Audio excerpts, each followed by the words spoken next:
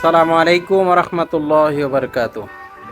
আমরা হাফেজ মাওলানা আল আমিন সাহেবের বাসায় আসছি দাওয়াত খাওয়ার জন্য। আমাদেরকে দাওয়াত দিছে হুজুরে।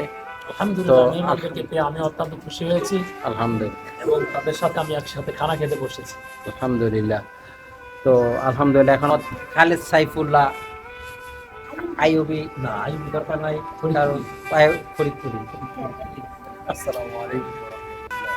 জি। হযরত, আপনি যদি কিছু বলতেন। আনন্দের আতিশয্যে আমি কিছু বলতে পারছি না। এই মুহূর্তে আমি আমার ভাষা হারিয়ে ফেলেছি।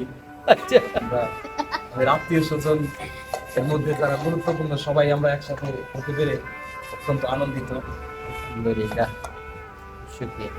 এই যে সাইফুল্লাহ সাহেবের দুজন, মানে কি ওনার ছোট ভাই। ওয়াইফের ছোট ভাই, আমাদের দেশের ভাষায় যদিও শালা বলা হয়, তো ওনাদেরকে শালা বলা যাবে না, ছোট ভাই হিসাবে থাকুক। শালা বললে এটা একটা কেমন দেখা যায়।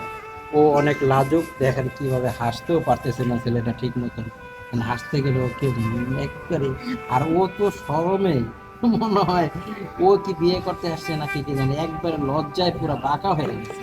এই হলো সালমান ফার্সি। সালমান ফার্সি আবার হাসতে জানে না। সালমান, তুমি হাসতে পারো? একটা হাসি দাও তো। ওয়াও, বিউটিফুল, মাশাআল্লাহ, কি সুন্দর হাসি। আর ইনি হইলেন আমাদের আব্দুল্লাহ সর্দার।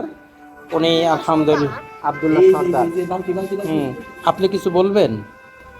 আজকে আমি এক জায়গায় ঘুরতে আসছি, আমাদেরকে এক জায়গায় দাওয়াত দিছে, আসছি সবাই একসাথে খানা খেতে বসছি। আপনারা সবাই দোয়া করবেন যেন আমরা যে খানাটা খাবো, ওই খাবার ওই খানার ভিতর যেন বরকত আসে। আপনারা সবাই দোয়া করবেন। আলহামদুলিল্লাহ।